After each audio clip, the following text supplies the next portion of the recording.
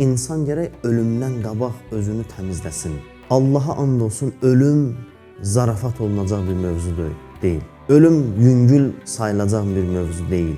Adi baxılacaq bir mövzu deyil ki, vaxtımız çatanda biz də ölüb gedəcəyik. Bəli, vaxtı çatanda onsuz da hamı ölüb gedəcək. Yaxşılar da gedəcək, pislər də gedəcək. Bu məsələ deyil, onsuz da hamı gedəcək. Amma kim necə gedəcək buradan? Bu mühümdür. Mən özüm barədə düşünməliyəm ki, mən necə gedəcəm buradan?